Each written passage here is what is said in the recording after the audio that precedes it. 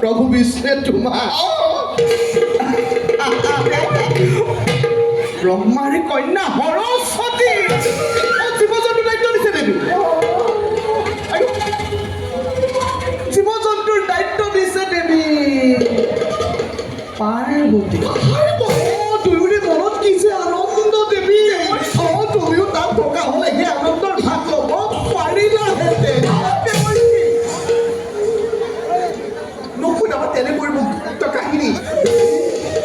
বিশ্ব আজি এই কথা কিয় গোপনে ৰাখিছে কি মই তোমাৰ পত্নী নহয় নাৰী হাস্যময়ী নাৰী লাস্যময়ী কিন্তু নাৰীয়ে সময়ত ধৰিব পাৰে মোৰ অবিহনে কি বিষ্ণুৱে সমগ্ৰ সৃষ্টি ৰক্ষা কৰিব পাৰিব ইয়াৰ ভীষণ প্ৰতিশোধ ল'ম নাজানো দেৱী কিয় বাৰু বিষ্ণুৱে তোমাকে প্ৰত্যাখ্যান কৰি গুপুতে নতুন লীলাৰ মেলিছে পাতনি সেই সৃষ্টিৰ পাতনি নিমিষতে মই যুদ্ধ কৰিব বিষ্ণুৱে বুজিব কেতিয়া লক্ষ্মীক অপমান কৰাৰ পৰিণাম কেনে ভয়ংকৰ হ'ব পাৰে দেৱী দেৱী চাই থাকিবা দেৱী তোমাকে সাক্ষী নাই দেৱী তোমাৰ সাক্ষাতে এক মহাভয়ংকৰ প্ৰণয়কাৰী স্বজন কৰি দেৱী নতুন সৃষ্টিৰ অংকুৰণ কৰিব খুজিছে তাক আজি মই ধৰি লগত ঘূৰুৱাই দেৱী চৰি কৰি দেৱতা মমত্বৰ মানৱ দেৱী পাতালৰ নাট্যম প্ৰতিশোধ ল'ব পাৰে দেৱী ধৈৰ্য ধৰা দেৱী তুমি এনেকুৱা মহাপ্ৰলয় আৰম্ভ নকৰিবা দেৱী মহাপ্ৰলয় আৰম্ভ হোৱাৰ আগতে তুমি এনেকুৱা বিগত প্ৰতিজ্ঞা হৈ আঞ্জা পাৰিবা দেৱী যাৰ ফলত তুমি আৰু মই মধ্যলৈ খহি পৰিম দেৱী দেৱী তুমি আৰু মই মধ্যলৈ খহি পৰিম দেৱী তুমি আৰু মই মধ্যলৈ খহি পৰিম দেৱী বিদায় দেৱী বিদায় মই এবাৰ যি কামলৈ মনস্থ কৰিলোঁ তাৰ পৰা মই কদাপিতো নহওঁ বিচলিত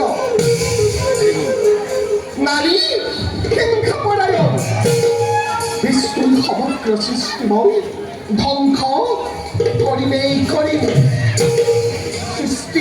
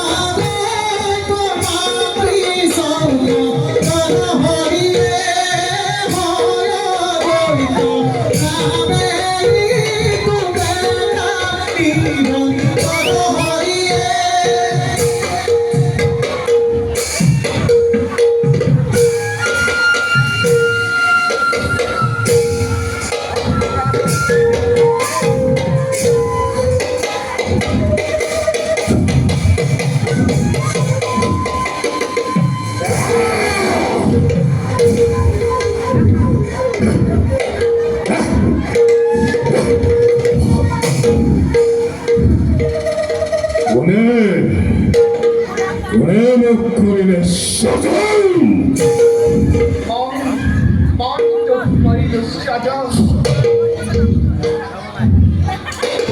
তুমি তুমি মুখে কৰিয়া সাজান কোন তুমি কেউ তোমাৰ সত্য পৰিচয় মই তোৰ মাতৃ আৰু জগতৰ মাতৃ লক্ষ্মী হে মাতৃ কিবা হেতু মোক কৰিলা সাজান কিবা কেচ্ছময় কৰিল সাধন মাতৃ তোক সাধন কৰাৰ উদ্দেশ্য মহান অলপ দিনৰ পাছত এই পৃথিৱীত মহাপ্ৰলয়ৰ সৃষ্টি হ'ব